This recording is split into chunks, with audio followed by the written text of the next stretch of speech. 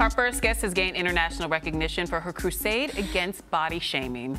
She learned to love her own body, and now she's on a mission to help others do the same. Here to discuss her new book, Embrace, My Story from Body Loathing to Body Lover, is author and body image activist Taryn Brumfitt. My Welcome goodness, to the show. now that's a title, Embrace. Yes. So you're a body loather and now you're a body lover. Correct. Talk to us about why it was important for you to document your journey.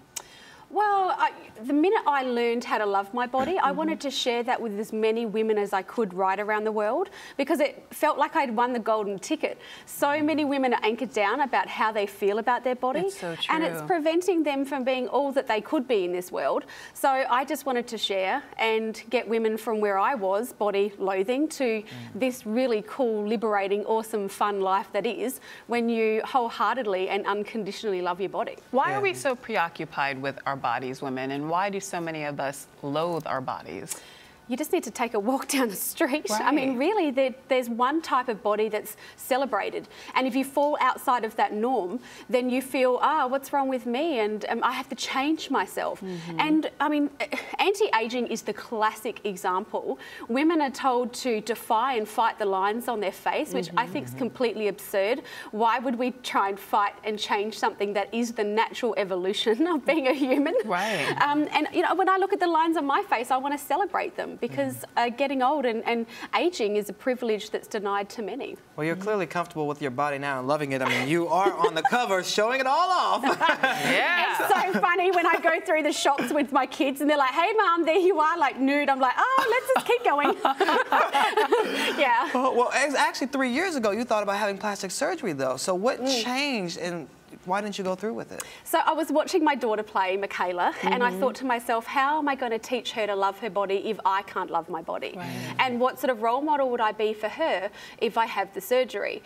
And I think the most important thing for me to say at this point is that if you have had surgery, it doesn't make you a bad role model for your children. No, because this now is there's just like my plastic story. surgery shaming too, along with fat shaming and along with skinny shaming. We need to stop shaming, the full shaming. stop. You know, I Right. think the thing about us women and human beings is that we all do the best we can, given our very unique circumstances, and we need to stop judging and just be more kind to each other, and most importantly, be kind to ourselves. Now, you were actually a bodybuilder before, is that correct? I think we could loosely say I was a bodybuilder. Okay. Very, very loosely. Very loosely. 15 weeks. So after I decided to not have the surgery, I still wondered what would it feel like to have the perfect body. And I trained. I thought, what a good idea. Let's see if I can get a bikini body. Will it change how I feel about myself? So what size were you? How thin did you get? How much muscle did you amass? Look, I know and what amount of time? 15 weeks. 15 I weeks. lost about 15 kilos, and basically my body shape was not my natural body shape, because it was very hard for me to have a bikini body. What'd you do? What didn't I do? Like, I just trained so hard. I was at the gym 2 and 3 hours a day. I was eating lots of broccoli and chicken, and I mean, I love my food. I am a foodie. But were you loving life at that time? Was it enjoyable to you? No, and that's the point, right? That I think everyone thought and said to me, wow, you've got 3 children, how inspiring, you've got this body. But I was really imbalanced, and I was a bit grumpy as well, because whilst it may have seemed that I had excellent physical health, emotionally and spiritually, I really wasn't a very well-rounded person. So it's the whole message behind the body image movement, and everything I've written in the book is treat your body not like it's an ornament, but it's a vehicle, and just get out there and be as healthy as you can. I just ran 12 Ks around Central Park this morning, I will say. I've been waiting to drop that into an interview. I will say it one more time, girl. 12 kilometres around Central Park. Nice. But this is the thing, that my body does everything it needs to do. And I often get people say, Taryn, where do you get all your energy from? And yet my body on social media is slammed. And I've been slammed for promoting obesity.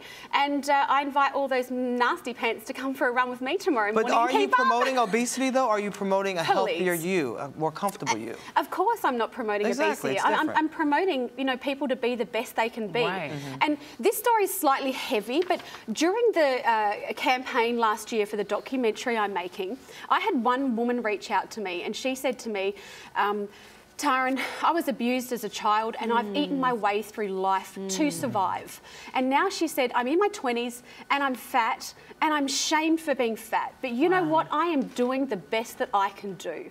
And I just think that we all need to judge less and just give each other a break. Because basically, we need to be kinder to one another. You mentioned social media earlier. What role do you think social media is playing in all this fat shaming, body shaming, whether it be, again, skinny shaming, fat shaming, plastic surgery shaming? What role is social media? Well, social media can be really, really powerful. For me, it's a wonderful platform for me to share my story. And it's a way for you to connect. Oh, it is. It's amazing for that. But then, of course, there's the other side of it, where there are trolls and there are people that say things that are very unhelpful and very unkind.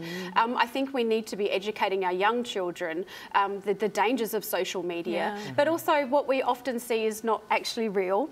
And I think it's, for me, a big thing is just making sure that we place our values and the currency of how we value a human being, that it's not just everything we see on the outside, it's all the stuff on the inside. Well, I know called out you've a few criticized, people. like Kim Kardashian and Beyonce for setting bad examples. Why do you think they're setting these bad examples, and what should they be doing to change it? Well, I don't know those girls personally, so it's really hard for me to comment on why they would do something and their motivation behind doing something.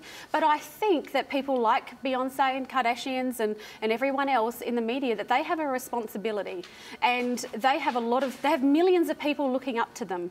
So I don't know if it's true, but I certainly saw that Beyonce's Instagram photographs looked like they had been photoshopped before they'd been put on, her account, her Instagram. And I think that's really dangerous, because women have a hard enough time accepting who they are, and then they have these role models that they look up to, and even they can't accept who they are.